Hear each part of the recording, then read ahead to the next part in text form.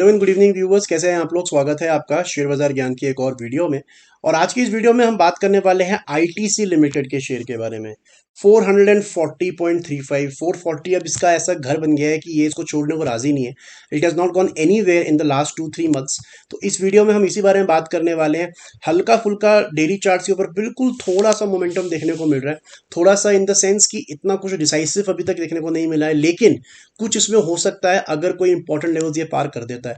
तो वो important levels कौन से हैं, एज अ शेयर होल्डर आपको क्या ध्यान में रखना है, इन सब चीज़ों के बारे में हम बात करेंगे। तो अगर आप लोग चैनल पे नए हो तो आप चैनल को प्लीज़ सब्सक्राइब कीजिए, ताकि रोज़ आने वाली जो वीडियोज़ हैं वो आपको लगातार मिलती रहें।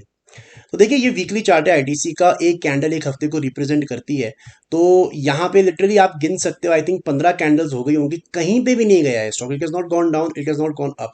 और ये जो मूवमेंट है ना, जो साइडवेज मूवमेंट जिसको हम बोलते हैं, ये बहुत नई है। It's very new for the people who have specially come into the markets after Covid और during Covid.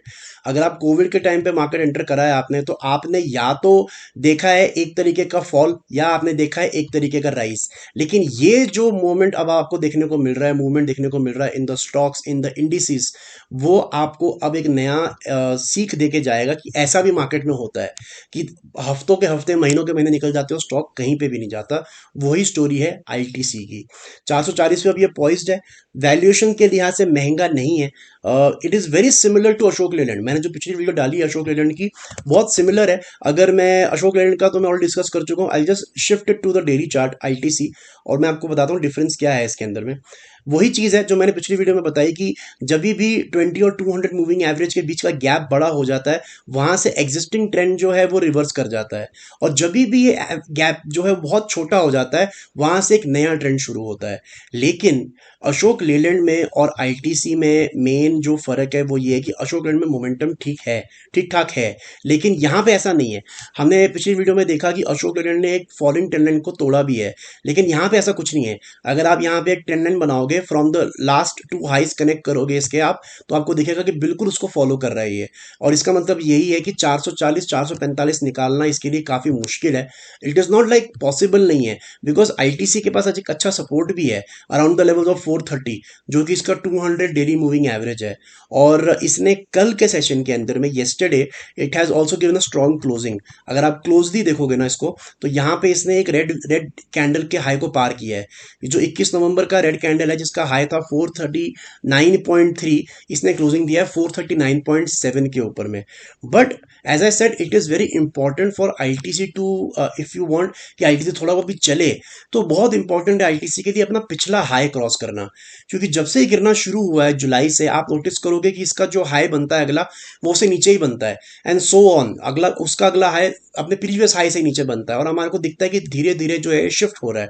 So it has to cross one of the highs, और उसका जो लेवल बन के आएगा वो 445 है। बहुत नियर बाय है, बिकॉज एज आई सेड कि the stock has gone absolutely nowhere. तो इसीलिए इसके सपोर्ट और रेजिस्टेंस लेवल्स दोनों ही पास में हैं। ये पूरा का पूरा जो गेम है ना, ये चल ही रहा है between the levels of 430 and 450। ये 20 रुपए के लेवल के अंदर ही पूरा गेम हो रहा है, आगे पीछे कहीं स्टॉक जा ही नहीं रहा है। सो कहीं पे भी अगर ब्रेकआउट देखने को हमारे को मिलता है, तो हमारे को आगे की मूव देखने को मिलेगी।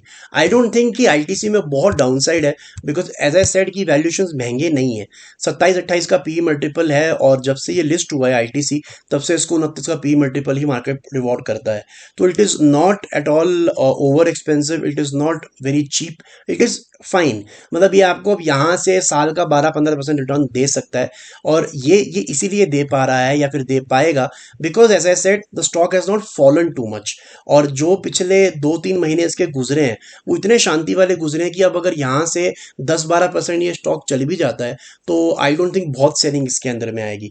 But for that it is very very important ITC को 445 के ऊपर की क्लोजिंग देना। पॉसिबल है, but it will be very hard. अगर हो जाता है, 445 के ऊपर निकल जाता है, तो 460 पे एक बहुत स्टर्न रेजिस्टेंस है इसका।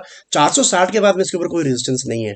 तो 445 के बाद 460, और 460 अगर ये निकाल देता है, तो फिर ये दोबारा 500 तक जा सकता है। लेकिन as I said, it's not going to be that easy. So दोस्तों, ये था मेरा आज का video on ITC. I hope आपको लॉजिक और लेवल्स और वैल्यूएशंस जो है वो समझ में आ गए।